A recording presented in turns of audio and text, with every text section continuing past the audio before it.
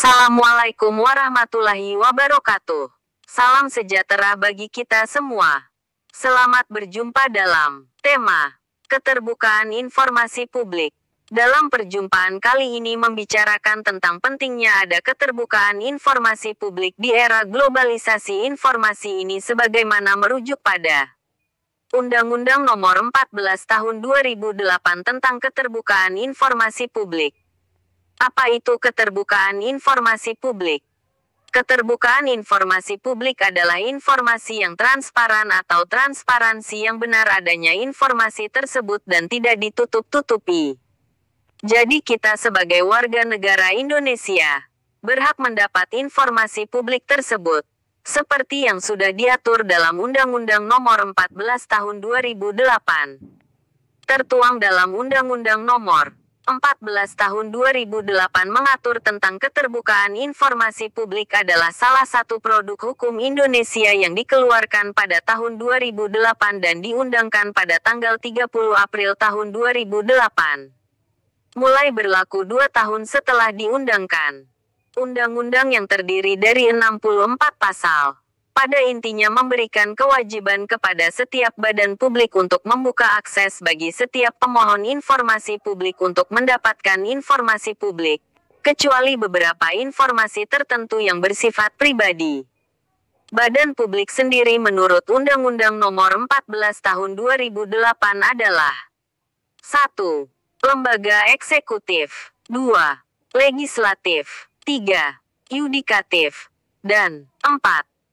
Badan lain yang fungsi dan tugas pokoknya berkaitan dengan penyelenggaraan negara, yang sebagian atau seluruh dananya bersumber dari anggaran pendapatan dan belanja negara serta belanja daerah. Juga organisasi non-pemerintah sebagian atau seluruh dananya bersumber dari anggaran pendapatan dan belanja negara atau anggaran pendapatan belanja daerah, sumbangan masyarakat, baik dalam negeri maupun yang bersumber dari luar negeri. Untuk mewujudkan suatu pelayanan informasi yang cepat, tepat, dan sederhana, setiap badan publik menunjuk pengelola informasi dan dokumentasi biasanya yang menempati posisi ini adalah bagian kehumasan. Kehumasan bertanggung jawab dalam pengelolaan informasi dan dokumentasi, serta penyampaian informasi kepada publik atau disingkat PPID. Karena menyangkut informasi serta bertanggung jawab dalam penyimpanan data, pendokumentasian, penyediaan informasi, dan pelayanan informasi di bidang publik. Dengan adanya keterbukaan informasi publik, pandangan masyarakat ke depannya terhadap pemerintahan akan mendorong penyelenggaraan pemerintahan yang transparan dan akuntabel sehingga akan membatasi penyalahgunaan kewenangan dalam pemerintahan nantinya. Di atas telah saya uraikan dari sebagian poin penting dalam keterbukaan informasi publik. Selanjutnya apa maknanya keterbukaan informasi publik bagi masyarakat? Makna keterbukaan informasi publik bagi masyarakat setidaknya ada 4 poin penting dengan adanya keterbukaan informasi publik. Tentu saja direspon dengan baik oleh masyarakat, di mana informasi tentang kebijakan pembangunan dan penganggaran maupun informasi publik lainnya akan lebih mudah diakses. Berikut beberapa manfaat atau dampak positif atas adanya keterbukaan informasi publik adalah 1. Sebagai pembelajaran bagi masyarakat terhadap kebijakan penyelenggaraan pemerintah.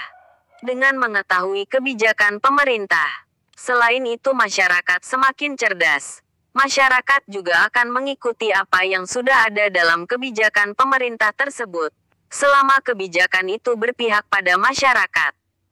Sebagai contoh dengan mengetahui kebijakan tentang mekanisme sistem perencanaan pembangunan dan penganggaran, maka masyarakat dapat belajar bagaimana agar dapat terlibat dalam tahapan mulai dari perencanaan, penganggaran, dan pelaksanaan pembangunan, serta dalam tingkat pengawasan. 2. Terpenuhinya kebutuhan masyarakat terutama yang menjadi hak dasar masyarakat. Kenapa demikian?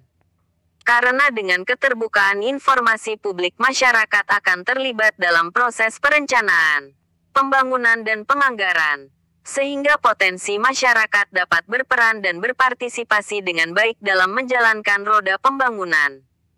Misalnya dengan mengusulkan kebutuhannya dalam perencanaan pembangunan akan semakin besar.